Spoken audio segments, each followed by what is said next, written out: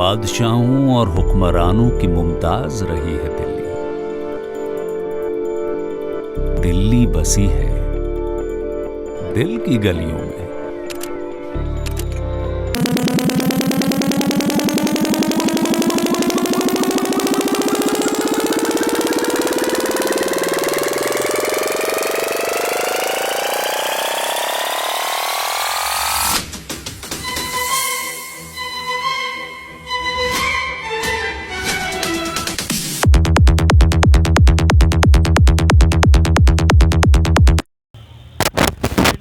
जय हिंद साथियों, हम हैं लाल किला फेयर जो दिल्ली में है।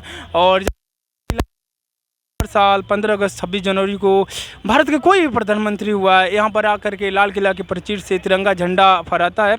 और वो हमारे देश का अनेकता में एकता का सबसे बड़ा प्रमाण है। और पूरे देशवासी बहुत गर्व से उसे सुनते हैं। और लाल किला शाहजहां ने बनवाया है, उस प्राचीर से तिरंगा झंडा का लहरना हर एक भारतवासी के दिल को सुकून देता है।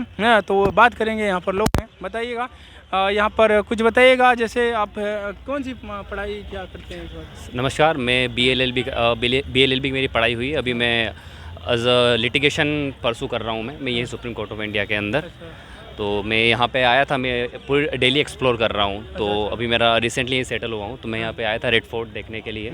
तो यहाँ के अंदर सबसे तो पहली इसकी खूबसूरती, इसकी जो भव्यता है वो आप देख सकते हैं। मतलब अब चलते चलते थक जाएंगे, इतना बड़ा भव्य है। काफ़ी लंबा एरिया में, बहुत ज़्यादा लंबा एरिया के अंदर है। उसके बाद इसके अंदर पूरा एक यहाँ पे म्यूज़ियम है। मैं it's my humble request to all the youth की आप अगर आ रहे हैं यहाँ पे तो आप उसका म्यूज़ियम ज़रूर विज़िट करें। उसके अंदर इसकी पूरी डिटेल है, यहाँ पे इसकी पूरी हिस्ट्री है कि यहाँ पे जो शाहजहाँ ने जो इसको इस्टेब्लिश करा है, उसका कैसे इस्टेब्लिशमेंट हुआ, उनके रूट्स दी गई है कि जब बहादुर शाह जफ़र जो थे उनके लास्ट डिसेंडेंट थे। इसकी पूरी इसके अंदर हिस्ट्री दी गई है। उसके अलावा यहाँ पे बताया गया कि क्या हमारी हिस्ट्री थी, कैसे क्या हुआ था, कैसे जो अटैक हुआ था इसके ऊपर, इसकी कितनी मैक्सिमम जो इसकी वॉल्स हैं उनको डिस्ट्रॉय करा गया था। सारी हिस्ट्री यहाँ पे है। तो it's my humble request to all कि आप सभी आए यहाँ अपनी हिस्ट्री को जानें कि हम लोग क्या है, हमारा इतिहास क्या था। बिल्कुल, हर एक युवाओं को, इंडिया में जानते हैं दुनिया में सबसे ज़्यादा युवाओं का देश हिंदुस्तान है। और हर एक युवा को अपना इतिहास जानना चाहिए। जब अपना इतिहास जानेंगे तो आपके अंदर देश प्रेम की भावना पनपेगी। और देश प्रेम की भावना बहुत ज़रूरी है, क्योंकि हम लोग पूरे इंडिया में फ्रीली रह पाते हैं। तो कोई वीर जवान इस समय बॉर्डर पर तैनात होगा, उसके पॉकेट की थैलियों में बम के गोले और हाथ में होल्ड के राइफल होंगे, मानो वो 7/24 hour ready to fire mode में तैनात होगा, अपने प्राण को हथेलियों में लेकर तैनात होगा। और हमारे लोगों के सेफ्टी के लिए खड़े होते हैं। तो एक बार हम्बल रिक्वेस्ट, अपने इतिहास को जानिए। और भारत जानते हैं बहुत सारे मजहब, बहुत सारे धर्म के लोग रहते हैं, लेकिन जब बात आती है भारत की एकता, भारत की अखंडता की, तो वहाँ सब लोग एक दूसरे से कंधे, कदम से कदम मिला के चलते हैं। और यही कारण है कि जब 15 अगस्त 26 जनवरी को यहाँ पर लाल किला के प्राचीर से कोई प्रधानमंत्री जब यहाँ से तिरंगा झंडा फहराता है, तो वहाँ पर कई बहुत सारे मजहब, बहुत सारे धर्म के लोग आते हैं उसे देखने के लिए। उस फिगर को, उस छटाओं को अपने दिल की जिगर में चित्रित करने के लिए लोग आते हैं। तो काफ़ी कमाल की भव्य तस्वीरें हैं। नहीं था तो उसी बेस पर अपना संविधान चल रहा था, लेकिन अंग्रेजों ने चैलेंज दिया। उनको ये लगता था जब भारत स्वतंत्र हो जाएगा तो इसको रूल करने वाला कोई ऐसा नियम कानून नहीं होगा, तो भारत कैसे रूल कर पाएगा। उन्होंने एक्सपेक्ट किया था कि हम लोग छोड़ के जाएंगे तो क्या होगा, ये भारत कई भागों, कई मुल्कों में बिखर जाएगा। लेकिन हुआ, उन्होंने कानून का चैलेंज दिया। और भारत ने क्या किया, भारत के भीमराव अंबेडकर ने, डॉक्टर भीमराव अंबेडकर के अति प्रतिभावान मस्तिष्क ने संविधान निर्माण कार्य के लिए समिति बनाई। 2 वर्ष 11 माह 18 दिन में, राइट है ना, 2 वर्ष 11 माह 18 दिन में संविधान बनाया। और देखते ही देखते वो भारत का ही नहीं, दुनिया का सबसे बड़ा लिखित संविधान बन जाता है। और अंग्रेज भी भारतीय संविधान के नतमस्तक हो जाते हैं कि कैसे बाबा साहब भीमराव अंबेडकर की समिति, बाबा साहब भीमराव अंबेडकर के अति प्रतिभावान मस्तिष्क ने इसी वायुमंडल से कैसे कनेक्ट किया और अपना संविधान लिखा। आज भी भारत का रूल बाबा साहब भीमराव अंबेडकर के हिसाब से चलता है। और बाबा साहब भीमराव अंबेडकर ने जो संविधान दिया वो काफ़ी लाजवाब है। आज भी उस संविधान की देख सकते हैं, इनके जैसे युवा हैं, बहुत सारे युवा हैं जो संविधान की प्रति पढ़ते हैं और लोगों तक जागरूक करते हैं कि संविधान के आपके जीवन में क्या अधिकार है। और जो 6 मौलिक अधिकार है, 6 मौलिक अधिकार के बारे में जानते हैं कि किस तरह आपको एक पूरे भारत भारत में रहने के लिए एक आपको ताकत देता। मौलिक अधिकार सबको जानना चाहिए, और ला के स्टूडेंट है तो मौलिक अधिकार के बारे में कुछ बताएंगे?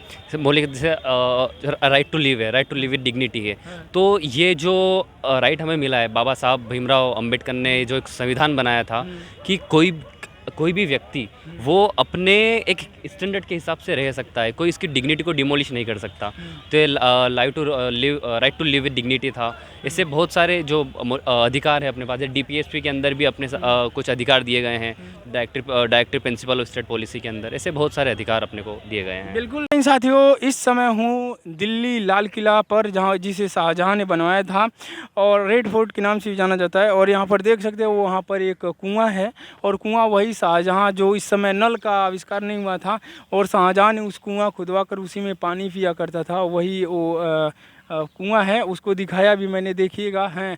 और उसमें अंदर तक पूरा पानी है, और अंदर गिर जाता है तो फिर निकलने के लिए उस पर जगह जगह रॉड भी लगा है, निकल भी सकता है।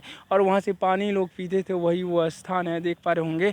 और ये जगह जगह नालियों नुमा बनाया गया है, और शायद ये पहले का है कि अभी का है, हैं हमें लगता है उसी समय का हो जब शाहजहाँ ने इसका निर्माण किया होगा।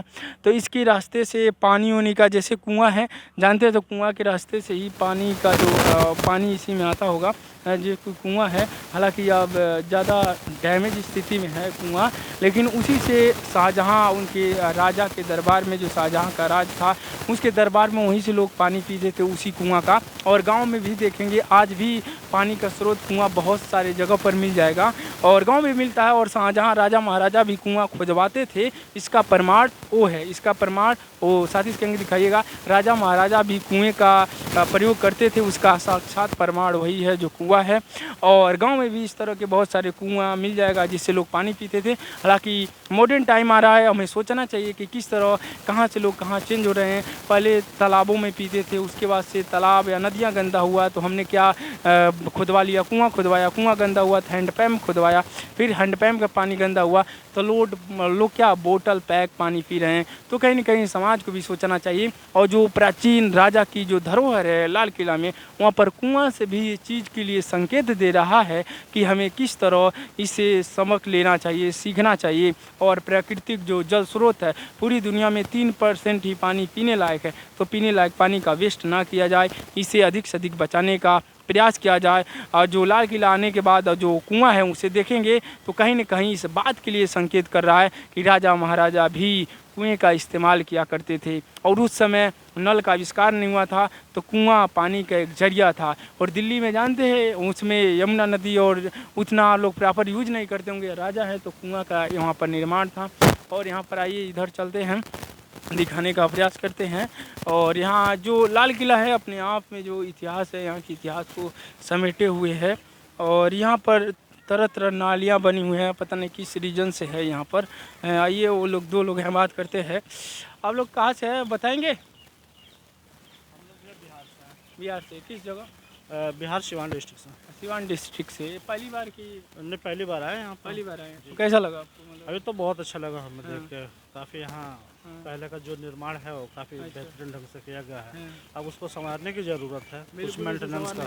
हाँ हाँ, बिहार से तो पूछ ले, जैसे बिहार में अभी निर्माणाधीन हो रहा था पुल है, तो वो पुल अभी मतलब फेजिंग में था, बन ही रहा था, तब तक ध्वस्त हो गया। लेकिन आज कई सालों तक, कई 100 सालों तक ये लाल किला विराजमान है, अभी अपने स्थान पर ही है। तो इसके बारे में कुछ कहना चाहें? ये उस समय के इंजीनियरों की दाद देनी पड़ेगी जो इतना बेहतरीन जो डिज़ाइन किया इसको, है ना, जो आज तक चल रहा है। और रही बात बिहार के पुल, वो करप्शन का भेंट चढ़ गया। बिल्कुल भ्रष्टाचार। आपको मन लगता है कि क्या भ्रष्टाचार जो है एक वायरस की भांति है, और पूरे भारत में वायरस एक्टिव हो गया है। वायरस को स्कैन करने के लिए एंटीवायरस की आवश्यकता है, और वो एंटीवायरस कैसे आ सकता है? युवा पीढ़ी जो है, अगर वो एंटीवायरस बन के हर समाज के हर गली हर मोहल्ले में इंस्टॉल हो जाए, तो आपको लगता है कि वो भ्रष्टाचार रूपी वायरस को स्कैन करने में एंटीवायरस कामयाब हो पाए? क्या हर बंदे को अपना जिम्मेदारी समझना होगा, जिससे जो है जहाँ करप्शन है वहाँ पे रियल एक्शन ले, है ना। घूस ना दे, जहाँ भी ब्रेव वगैरह की जो बात है वो सब सारा जो मतलब भ्रष्टाचार को कम करने में युवा साथी अहम भूमिका निभा सकते हैं। और कहा जाता है दुनिया में सबसे ज़्यादा युवाओं का देश हिंदुस्तान है। तब सबसे ज़्यादा युवाओं का देश हिंदुस्तान है, तो हर एक युवाओं को अपने देश के मतलब हर एक गली हर शहर में एक्टिव होना चाहिए एंटीवायरस बन के। अगर वो भ्रष्टाचारी वायरस की भांति हैं तो एंटीवायरस बनेंगे तो इसके प्रॉपर स्कैन कर लेंगे और पूरा एक फायरवॉल बनाने की आवश्यकता है। किस तरह लैपटॉप हो गया उसको क्या करता है, सिस्टम को फायरवॉल उसको क्या करता है, रक्षा करता है, ऐसे फायरवॉल बनाने की आवश्यकता है। और नमक हरामियों भ्रष्टाचारियों को स्कैन करने का काम युवा पीढ़ी करेगी। स्कैम किया जाए, उनके खिलाफ स्कैम किया जाए, उनको पकड़वाया जाए, पकड़ा जाए, है ना, समाज में लाया जाए, सबके सामने उनका पर्दाफाश किया जाए। बिल्कुल बिल्कुल। आइए कब होगा, अब तो सोशल मीडिया का ज़माना है, बहुत सारे अब इसका प्रमाण भी जुटा सकते हैं, लेकिन एक्टिव होना पड़ेगा। हर बंदे को एक्टिव होना पड़ेगा। और आज के डेट में जो है हर युवा पीढ़ी के पास मोबाइल है, जहाँ भी ये हो रहा है, जहाँ भी घूसखोरी की बात हो रही है, करप्शन की बात हो रही है, आप क्लिप बनाएं और उसको फेसबुक पेज पर डालें। बिल्कुल, जब तक युवा पीढ़ी करप्शन से नहीं लड़ेगी तब तक समस्याओं का इसी तरह शिकार होते रहेंगे लोग। बिल्कुल।